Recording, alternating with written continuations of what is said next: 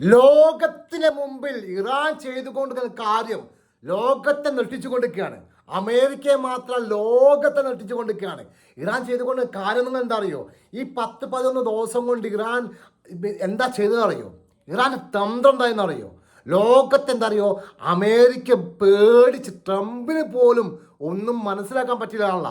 ലോകത്തിന് മുമ്പിൽ സ്റ്റാറായി മാറുകയാണ് ഇറാൻ. ഇറാൻ ചെയ്ത സാധനം എന്താ അറിയോ? ലഡാർ സംവിധാനങ്ങൾ.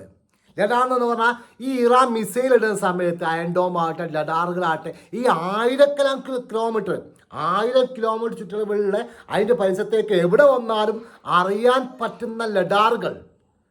ഏതൊരു മിസൈൽ ഇറാൻ വിടുന്ന സമയത്ത് ട്രോൾ വിടുന്ന സമയത്ത് മിസൈൽ വിടുന്ന സമയത്ത് ഈ അമേരിക്കൻ്റെ ഈ ലഡാറുകൾ കണ്ടുപിടിക്കും. വരുന്നുണ്ടെന്ന് അറിയും. തടയാൻ പറ്റിയോ പറ്റില്ല.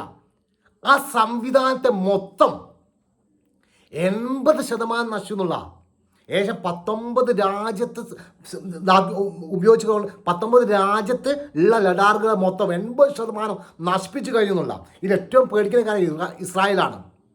ഇസ്രായേലിനെ സംബന്ധിച്ച് പറയുകയാണെങ്കിൽ മിസൈലുകൾ അങ്ങോട്ട് ഇറാൻ മിസൈൽ അയച്ചു കഴിഞ്ഞാലുണ്ടല്ലോ അത് അവിടെ പോയി പതിയും. അതുപോലെ ഗൾഫ് രാജ്യങ്ങളിൽ പതിയും. ഇപ്പോൾ ഇതുവരെ അമേരിക്ക ചെയ്ത് കൊടുക്കുക എന്താ പറയുക? പാവപ്പെട്ട സിവിൽസിനെയും പാലങ്ങളും ഇറാൻ്റെ വെള്ളത്തെയും വൈദ്യുതി ബാക്കിയുള്ള സംവിധാനങ്ങളെ പാവപ്പെട്ട ആൾക്കാരെ ബുദ്ധിമുട്ടിക്കാനുള്ള സംവിധാനങ്ങൾ ആൾക്കാർ കൊല്ലുക എന്നുള്ള സംഗതിയാണ് ഈ അമേരിക്ക ചെയ്ത് കൊടുക്കുന്നത്. അതേ സ്ഥാനത്ത് ഇറാൻ എന്താ ചെയ്യുന്നത്? നമ്മൾ ചെസ്സ് കളിക്കുമ്പോഴാ ഓരോരോ കളി നീക്കുന്ന സമയത്തും ഓരോരോ കുതിര നീക്കുമ്പോൾ ആന നീക്കുമ്പോൾ തന്നെ ചെസ്സ് കളി എങ്ങനെയാണോ കളിക്കുന്നത്, ചെസ് ഗെയിം എങ്ങനെയാണ് കളിക്കുന്നത്, ബുദ്ധി ഉപയോഗിച്ച് ബുദ്ധിയുള്ള ആൾക്കാർക്ക് കളിക്കാൻ കഴിയുന്നത്.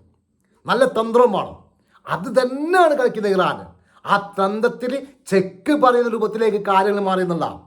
എല്ലാ രാജ്യവും ഇറാൻ്റെ സംവിധാനം അറിയും. ഇറാൻ ഇനി അടിക്കാൻ പോകുന്നത് സകല സ്ഥലത്തേക്ക് അടിക്കും.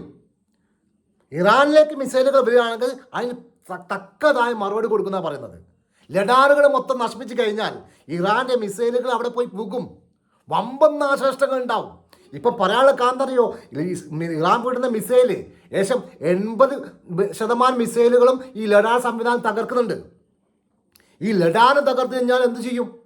ഈ പറയുന്ന 100% മിസൈലുകളും ലക്ഷ്യസ്ഥാനത്തേക്ക് എത്തും. അങ്ങനെ സംഭവിക്കുന്ന സമയത്ത് എന്താ സംഭവിക്കുന്നത്?